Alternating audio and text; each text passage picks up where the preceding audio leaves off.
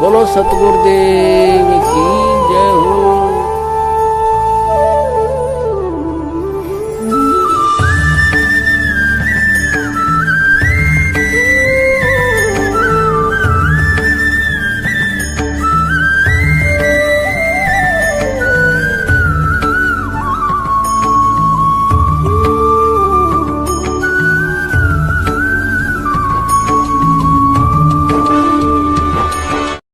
Number 2, 3 समय की आरती। संत रामपाल जी महाराज जी से नाम दीक्षा लेने के बाद 90% भक्तों को शुरुआती 5-6 महीने तक जो आत्मिक सुख शांति का अनुभव होता है वह बाद में धीरे धीरे लुप्त हो जाता है, क्योंकि 5-6 महीने तक हम किसी कोऑर्डिनेटर, सारनामी भगत या संत रामपाल जी महाराज जी के परिवार व रिश्तेदारों से दूर ही रहते हैं। लेकिन हम जैसे ही इन लोगों के संपर्क में आना शुरू कर देते हैं, उसी समय से हम गुरुजी द्वारा बताई गई विधि से भक्ति कम और इन लोगों के मनमाने आचरण के शिकार अधिक होने लग जाते हैं। जब कोई भगत इन कोऑर्डिनेटर, नामदान संचालक या किसी सारनामी भगत के घर पर जाता है और देखता है कि जब उनके घर में आरती चलती है तो कोई चाय बना रहा होता है, तो कोई बाथरूम में बैठा होता है, तो कोई आरती के साथ साथ आपस में बातें भी करते रहते हैं, उस सारनामी परिवार का यह नज़ारा देखकर वह नया नया नाम उपदेशी भगत सोचता है कि मैं तो यूं ही फालतू में सुबह शाम आरती में बैठकर अपना समय बर्बाद करता हूं। जब यह सारनामी परिवार आरती के साथ साथ अपने सारे कामकाज कर सकता है तो मैं क्यों नहीं कर सकता। ये लोग तो 10 साल से गुरुजी की शरण में हैं, इनको तो मेरे से अधिक ज्ञान है, ये जो कर रहे हैं वह ठीक ही होगा।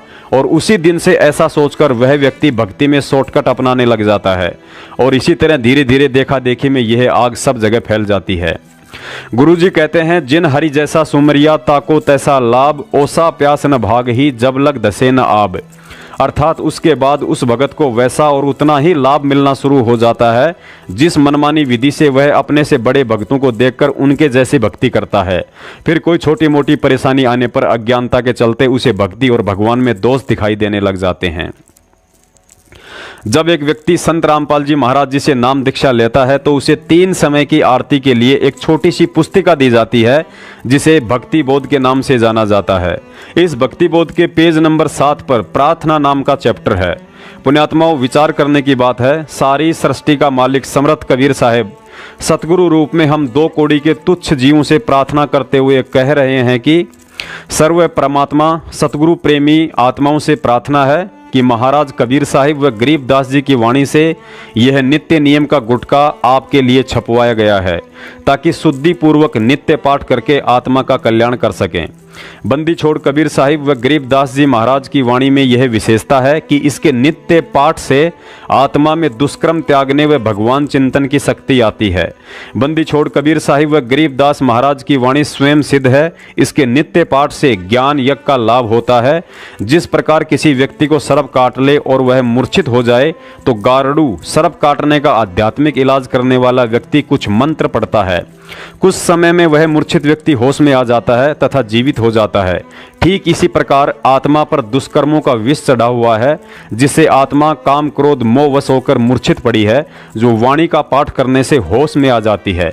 फिर परमात्मा का ध्यान, सुमरण, प्रभु गुणगान, गुरु धारण करके काल जाल से मुक्त हो जाती है। कुछ रोग भी वाणी के पाठ से कट जाते हैं। यदि पूर्ण संत से नाम लेकर विश्वास करके नित्य पाठ किए जाएं तो परिवार में सुख, धनवृद्धि व कुछ कार्य सिद्धि भी नाम जाप तथा वाणी के पाठ से होते हैं। क्योंकि यह ज्ञान यज्ञ है, यह निश्चय कर माने। परंतु पूर्ण मुक्ति के लिए पूर्ण गुरु की तलाश करें तथा नाम लेकर गुरु वचन में चलें और अपना जीवन सफल करें। नित्य पाठ का अर्थ यह है कि जो वाणी सतगुरु वचन में लिखा है उस पर अमल करना है, उसी प्रकार अपनी रहनी व करनी करें। पुण्यात्माओं, अब हम सतगुरु आशीर्वाद से इस प्रार्थना के मर्म को समझते हैं कि इसके माध्यम से गुरुजी ने हमें क्या आदेश और शिक्षा दी है। गुरुजी ने प्रार्थना रूप में हम भोली आत्माओं को समझाना चाहा है कि यह नित्य नियम की पुस्तिका आपके नित्य पाठ के लिए छपवाई गई है। पाठ का अर्थ होता है पुस्तक को देखकर पढ़ना। और आप जी नित्य नियम का वीडियो देखेंगे तो पता चलेगा कि स्वयं सतगुरु देव जी भक्ति बोध को हाथ में लेकर पाठ कर रहे हैं। पुण्यात्माओं, सतगुरु देव जी जिन्होंने इस भक्ति बोध की रचना की है उन्हें इसके पाठ करने की कोई आवश्यकता नहीं है, लेकिन उन्होंने हम मूर्खों के लिए एक बहुत बड़ा संकेत दिया है कि जब तक तुम लोग इस विधि से आरती नहीं करोगे तो कैसे तुम्हारी भक्ति सफल हो सकती है। आगे बताया है कि महाराज कबीर साहिब व गरीबदास जी की वाणी स्वयं सिद्ध है। इसके नित्य पाठ करने से परिवार में सुख शांति व कुछ रोग भी स्वतः ही कट जाते हैं। पुण्यात्माओं, ध्यान रहे, मजबूरी की बात अलग है, लेकिन जो भगत भाई बहन जानबूझकर खाली मोबाइल में आरती चलाकर गटर में जाकर बैठ जाते हैं या आरती के समय इधर उधर की बातों में लग जाते हैं, उन्हें ना ही तो रोग कटने वाले हैं और ना ही कोई शांति मिलने वाली है। यदि फिर भी किसी को मिल रही है तो समझ लीजिए यह शांति आपको वर्तमान की भक्ति से नहीं बल्कि पहले की संचित भक्ति से मिल रही है, जो एक दिन समाप्त होनी है। पुण्यात्माओं, विधिवत तरीके से तीनों समय की आरती करने वाले साधक को ना ही तो अंतर्यामी गुरुजी तक अपनी प्रार्थना पहुंचाने के लिए किसी कोऑर्डिनेटर की जरूरत पड़ेगी और ना ही गुरुजी के कलयुगी परिवार वालों की चमचागिरी करने की, क्योंकि जब हम सुबह के नित्य नियम का पाठ करेंगे तो अथ सर्व लक्षणा ग्रंथ में गुरुजी से रोजाना वे सभी आवश्यक वस्तुएं मांग लेते हैं जिनकी हमें भक्ति मार्ग में जरूरत पड़ती है। उसके बाद एक शिष्य को अपने गुरु से और कुछ भी मांगने की आवश्यकता नहीं रह जाती है। सर्वलक्षण ग्रंथ ग्रीव उत्तम कुल करता रे दे द्वादश भूषण संग रूप धर्म दे दया कर ज्ञान बज सत्संग तुलसी संतोष विवेक दे अक्षमा दया भगवती वैराग दे नाम निरातम सारे योग युक्ति जगदीश दे सूक्ष्म ध्यान दयाल ठीक इसी तरह जब हम संध्या आरती का विधिवत तरीके से पाठ करते हैं तो हम अपनी जाने अनजाने में की गई दैनिक और जन्म जन्मांतरों की सभी गलतियों व पाप कर्मों की रोजाना समायाचना करते हैं। और जब तक हम समायाचना नहीं करेंगे तो हमारे पाप कर्म कैसे हल्के हो सकते हैं। अतः किसी दिन अचानक दुखों का पहाड़ टूटने के कारण गुरुजी के आगे रोने से बेहतर है कि हम रोज संध्या आरती करके उनसे समायाचना मांगते रहें, ताकि किसी दिन अचानक गिरने वाले दुखों के पहाड़ से बचा जा सके। मेरे अवगुण किए तो बहुत किए अर्थ न मानी हार भावे बंदा बख्श दियो भावे गर्दन तार मेरे अवगुण मेरे पाप जी बख्शो भी धन्यवाद जो मैं पूत कपूत हूँ और पिता को लाज फिर मैं अपराधी जन्म का नक्शक बड़े विकार तुम दाता दुख बंधना मेरी करो सवार गुण किए घनेरे फिर भी भले बुरे हम तेरे अवगुण किए घनेरे फिर भी भले बुरे हम तेरे दास को जान कर पट नादान ओ नादान मोहे बस दियो अविनाशी दास को जान कर पट नादान ओ नादान मोहे बस दियो अविनाशी मेरे गुरुदेव भगवान भगवान दियो काट काट की फांस। गुरुजी ने सुबह के नित्य नियम का सही समय सूर्य उदय से 1 घंटा पहले, जिसे ब्रह्म मुहूर्त कहा जाता है, उसे बताया है और अपनी वाणी में भी कहा है कि ब्रह्म मुहूर्त सूरत नगरी सुन सरोवर नाता इस पर भी का पार नहीं तेरे सकल कर्म कट जाता। अर्थात ब्रह्म मुहूर्त में की गई भक्ति अर्थात नित्य नियम या मंत्रों के जाप का विशेष लाभ मिलता है। ब्रह्म मुहूर्त में की गई साधना को सबसे बड़ी पर भी बताया है, जिससे जीव के शीघ्र ही सकल कर्म कट जाते हैं। ब्रह्म मुहूर्त सूरत नगरी सुन सरोवर नाता या पर भी का पार नहीं रे सकल कर्म कट जाता। सुरत नरत मन पवन बंद कर मेरे दंड चढ़ जाता। सहस कमल दल फूल रहे हैं अमी महारस खाता। जहां अलख निरंजन जोगी बैठा जा से रहा न भाता। गरीबदास पारंग प्राण है वो शंख कमल खिल जाता। पुण्यात्माओं, इसके अलावा गुरुजी ने बताया कि किसी कारणवश यदि आप समय अभाव के चलते बैठकर पाठ आरती नहीं कर सकते हैं, जैसे सुबह सुबह माता बहनों को स्कूल के लिए बच्चों का खाना बनाना, उन्हें तैयार करना आदि कई तरह के काम होते हैं, उसके लिए गुरुजी ने बताया कि जब आप घरेलू कार्य करते हो तो परमात्मा की आरती स्पीकर में या मोबाइल में लगा दीजिए तथा साथ में अपना काम भी करते रहिए, लेकिन ध्यान परमात्मा की वाणी में रखिए। ध्यान रहे, ये विधि केवल उन्हीं आत्माओं के लिए है जो समय निकाल पाने में मजबूर हैं। यदि आपके पास समय है और फिर भी आप बैठकर आरती नहीं करते हैं तो आप परमात्मा के दोषी हैं। कबीर साहिब जी की एक वाणी है, 5 पहर धंधे गया, 3 पहर गया सोए, 1 पहर हरि नाम बिना तेरी मुक्ति कहाँ से होए। आज की तारीख में इस दुनिया में संत रामपाल जी महाराज जी और उनके द्वारा चलाए गए यथार्थ 13वें कबीर पंथ के अलावा एक भी ऐसा पंथ या संत आपको दुनिया में कहीं नजर नहीं आएगा जो इस वाणी के अनुसार 1 पहर यानी 3 घंटे की भक्ति साधना करवा रहा हो। पुण्यात्माओं, ऐसे ऐसे अनमोल उदाहरण देखकर आपका विश्वास दृढ़ हो जाना चाहिए कि हमारा सामाजिक और आध्यात्मिक जीवन सुरक्षित हाथों में है। कबीर 5 पहर धंधे गया और 3 पहर गया सोए, 1 पैर हरि ना बजा फिर मुक्ति कहां से होए। 8 पहर 24 घंटे को 8 पहर में, पहले 8 पहर होती थी 24 घंटे की। अब परमात्मा कहते हैं तो 1 पैर में 8, 1 पैर में 3 घंटे हो गए। तो परमात्मा कबीर जी ये बताना चाहते हैं कि 3 पैर तन धंधा करा 15 घंटे, 5 पैर तो 3 पैर तो सो गया, यानी 1 दिन रात टोटल पूरा कर दिया।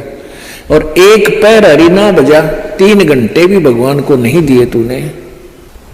5 पैर धंधे गया, 3 पैर गया सो हुए, 1 पैर हरि ना जप्यो मुक्ति कहां से हुई। यानी टोटल 3 घंटे परमात्मा ने बता दिए कि पूरे 24 घंटे में 3 घंटे आप भगवान के भजन में अवश्य लगाओ। और उनका ये नहीं है कि स्पेशल एक जगह बैठ के लगा लो, बहुत समय होता अपने पास। जैसे आप जी कोई मजदूरी के लिए जाते हो, घर से वहां तक घंटा 1 लगे, मालिक का सिमरण करता जा। बस में बैठकर जा रहे हो कहीं काम, बस वहां भक्ति करें। खेतों में जा रहे हो, खेतों से घर से लेकर वहां तक जो खूब भक्ति करे, अपना मंत्र ने याद रखे। और बहुत से ऐसे कार्य हैं जो काम करते करते भी हम भगवान की भक्ति कर सकते हैं। जैसे खेत में आली हल जोतता है, हमने देखे पहले ही आली में लक्ष्मी चंद की रागनी गाए जाते, हल भी जोड़े जाते। तो वह भगवान की भक्ति भी करे, कभी आरती करने लग जा, कभी भगवान की वाणी बोलने लग जा। कोई फिल्मी गाने गावा है, कोई और बकवास सोच रहा है। तो इस प्रकार हमने अपना सुमन में 3 घंटे का समय निकालना चाहिए। जैसे सुबह का नित्यनेम आध पौना घंटा लगता है, 15 मिनट की असुर निकंदन मणि 1 घंटा तो हो गया। आध 35 मिनट की आरती होती है, 1.5 घंटा। बाकी 1.5 घंटा आपका सिमरण भी हो जाए ना, सिमरण आध घंटा मंत्र, 1 घंटे का श्वास का सिमरण। तो इतना भी आप कंटिन्यू कर लोगे तो भी आपका बेड़ा पार हो जाएगा। ये सत्कर्म। पुण्यात्माओं, नाज करो अपने भाग्य पर जो इस कामी, क्रोधी और लालची दुनिया की भीड़ में सतगुरु ने हमारा हाथ पकड़ लिया है। सच्चा सत्संग मिल गया है, सच्ची भक्ति और मंत्र मिल गए हैं। कहने का मतलब है कि बिल्ली के भाग का छीका टूट गया है। गुरुजी ने बताया कि इस जीव आत्मा का ऐसा दाव असंख्य कल्प युगों के बाद बड़ी मुश्किल से लगता है।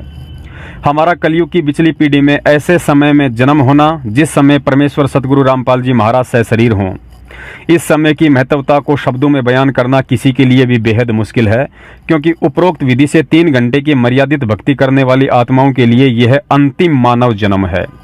और इस बात को गुरुजी के इस सत्संग से ज्यादा दुनिया में कोई नहीं समझा सकता है। कहते हैं जब भी दाव लग जा उसी समय पीछा छुटवा ले। एक बार एक भगत साधना कर रहा था एक संत पीपल के पेड़ के नीचे बैठ के, और कुछ बहनें जा रही थी। उनसे पूछा, बहनों कहाँ जा रही हो तुम? कहने लगे एक ऋषि के पास जा रहे हैं और वो भूत भविष्य की सारी जानता है। तो उसने कहा कि मेरे बारे में बहनों पूछ के आना, मेरा मोक्ष कितने जन्म में हो जाएगा? अच्छा भाई पूछ के आवेंगे, तेरी भी पता कराएंगे। तो अपनी बातचीत करके उसने उस ऋषि से कहा, जानने वाले से, कि जी ऐसे ऐसे एक साधक है, उसकी एक प्रार्थना है, उसका मोक्ष कितने जन्म होगा? तो उस भविष्य वक्ता ने बताया कि जितने पीपल के पेड़ के पत्ते हैं इतने जन्मों में उसका मोक्ष होगा।